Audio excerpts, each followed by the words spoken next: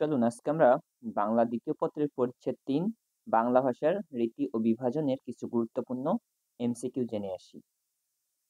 ভাষার কোন রীতি নাটকের সংলাপ ও বক্তৃতার অনুপযোগী?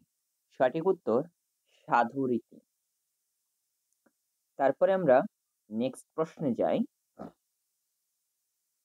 ২ নম্বর প্রশ্ন, কথাবার্তা, বক্তৃতা ও নাটকের সংলাপের জন্য কোন ভাষা উপযোগী? সঠিক উত্তর চলিত ভাষা। মধ্যযুগে বাংলা লেখ্য সাধুরীতির সামান্য নমুনা পাওয়া যায় দলিল ও দস্তাবেজে। গুরুচণ্ডালী দোষ কাকে বলে? সঠিক উত্তর সাধু ও চলিত রীতির মিশ্রণকে। সাধু ও চলিত ভাষা কোন পদে বেশি দেখা যায়? সঠিক উত্তর ক্রিয়া ও সর্বনাম। নিচের কোন ব্যক্তি চলিত ভাষার ক্ষেত্রে অনন্য অবদান রেখেছে? সঠিক উত্তর প্রমোদ চৌধুরী। সাধু ভাষার বৈশিষ্ট্য কোনটি? সঠিক উত্তর গুরুগম্ভীর। চলিত ভাষারীতির ক্ষেত্রে কোন বৈশিষ্ট্য প্রযোজ্য? সঠিক উত্তর পরিবর্তনশীল। ভাষার কোন রূপ ব্যাকরণ অনুসরণ করে চলে? সঠিক উত্তর সাধু।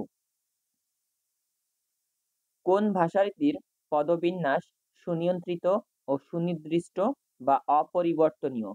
সঠিক উত্তর সাধু রীতি।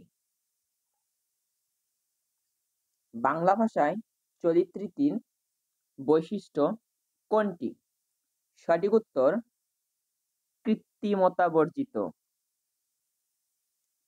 আঞ্চলিক ভাষার অপর নাম কি? আঞ্চলিক ভাষার অপর নাম উপভাষা। উপভাষার আরেক নাম কি? উপভাষার আরেক নাম আঞ্চলিক ভাষা।